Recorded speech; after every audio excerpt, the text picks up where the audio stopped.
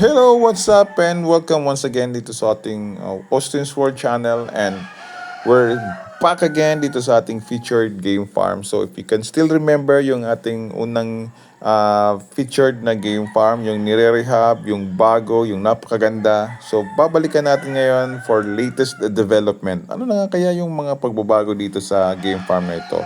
So this is the way going there. So makikita nyo sa daan pa lang ay nako, napaka rainforest, napaka fresh, virgin pa yung mga puno dito.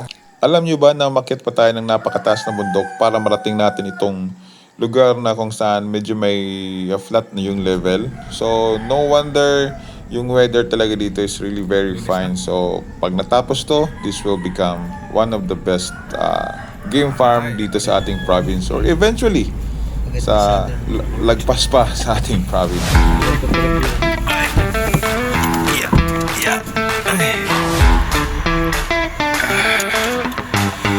Kami sa game farm.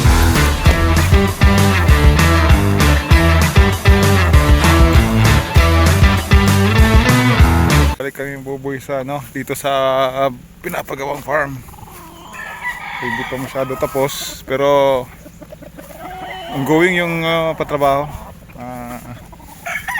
So yung in-expect ata na ng mga breeders, baka soon ipapadala once na matapos na yung facilities sa ating breeding yung breeding facilities. So far ganun pa din yung ating yung sistema dito. Ano pa din yung mga nakapangtali na ng mga cocks, no. So yung sana yung inabangan natin na dumating yung ating mga breeders para mapakita natin yung quality, no. Para mapakita natin yung mga qualities ng breeders na gagamitin dito sa bagong farm na binibisita natin. So ang maganda dito kasi ang linis mga buboys ng farm. Ang linis ng farm. So while ongoing yung yung ginagawa doon sa taas sa kabila, yung range area saka yung breeding facilities. Dito naman sa cording area may mga nakataling manok pero hindi ganoon kadami. So marami pang bakante. So makita mo dyan sa likod mga buboys maraming bakanting tipis. Nakaabang lang yung facilities na yan, yung mga tipis na yan dun sa result ng breeding. So yun mga buboys. Ito ay isa sa mga breeding facilities dito sa farm. Ito ay isang fly pen gamit para sa flock mating. Kasi aside doon sa gagamiting battery cages, magpa-flock mating din yung style ng breeding dito. So ito ay may 10 bawat isang side. So dalawa sa isang building at doon naman sa kabila. So bawat sides mayroon ng fly pen. So may nakaready ng baka mga buboys, baka mamaya ipadala sa atin. So yung halos yung net paikot dito sa ating ranging area halos na itayo na lahat. By the way mga buboys, marami kaming bumibisita dito sa ginagawang game farm, no. Yung nire-rehab, may kasama tayong vet at saka mga game farm enthusiast.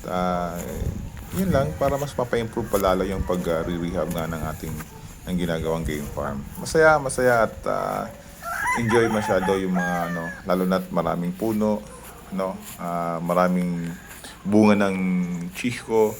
So nakakaliw din mga buboys habang ginagawa natin yung ating paboritong libangan, yung pagmamanok. At the same time nakakatulong tayo na sa ayos yung farm.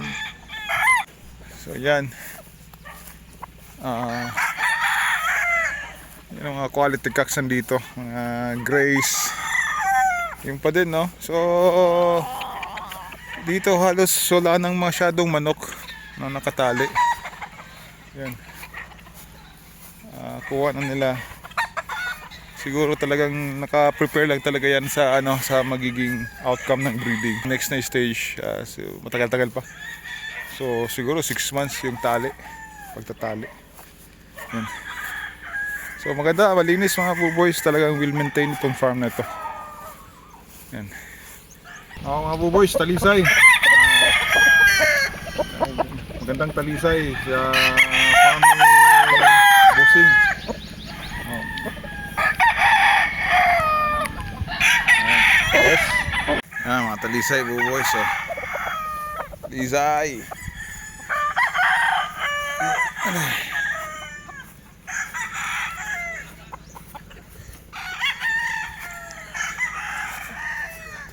Naman, hinog na?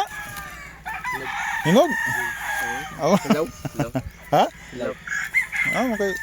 Mura na hinog? Tambis?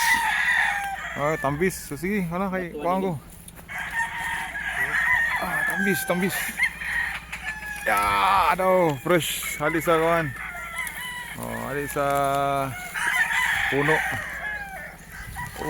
Tambis. Ito ang tambis. Wow, tambis. So, syempre, hindi makukumpleto yung farm visit pag walang bitaw, ano? So, may tinignan tayong ilang heads dito sa bandang likod na. Try kita magbitaw. Mabilis lang mga buboys yung ginawa nating bitaw. So, syempre, di na natin kailangan include sa video kasi magagalit naman si Whitey. And as usual, we're heading home. So, thank you again mga buboys for watching sa ating video. And abangan nyo pa yung mga development dito sa ating ina-assist na rehabilitation ng game farm. Bye-bye!